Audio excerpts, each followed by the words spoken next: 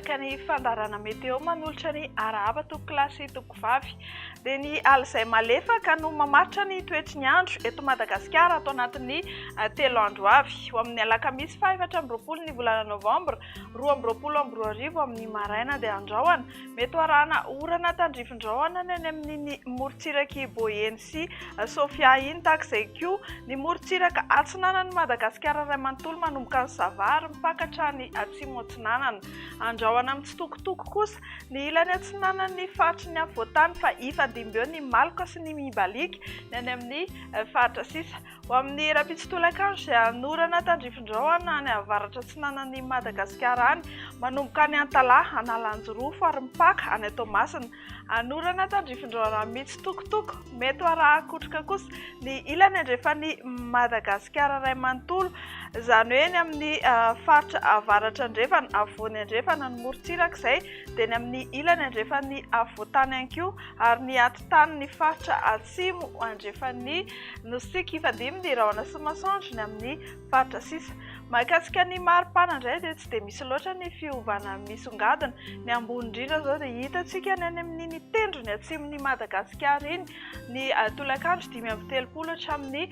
7-telopolo degré Celsius ho amin'ny zoma fa 5-20 ny volana novambra 2024 indray dia ahitana orana malefaka any Antalaha Analanjorofo ary Toamasina ho amin'ny Toamasina moa dia ny voamaraina ihany no ahitana izay orana malefaka izay anorana tandrifin-drahona mety arahakotroka kosa indrindra ny amin'ny tolakandro sy ny amin'ny alina any Anosy sy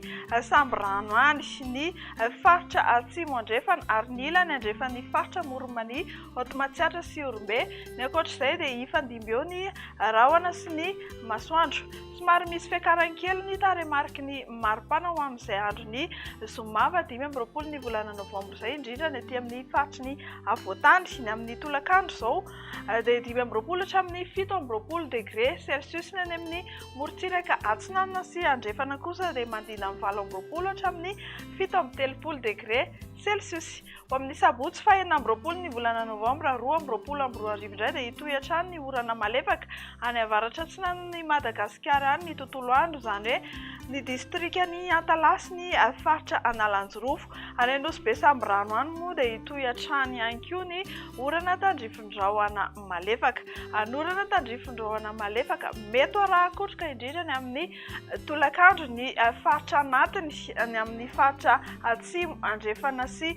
menabe iny tahak'izay koa ny tapany avaratry Androsy Anosy ny faritra ankoatr'izay moa dia ifandimby eo ny rahona sy ny masoandro mahakasika ny maripana dia tsy dia misy loatra ny fiovana misongadina 4-10 degré Celsius no ambany indrindra amin'izay andro ny sabotsy izay any Avakinankaratra mandina 5-telopolo hatramin'ny 7-telopolo degré Celsius kosa no ambony indrindra ny tolakandro ny animn'iny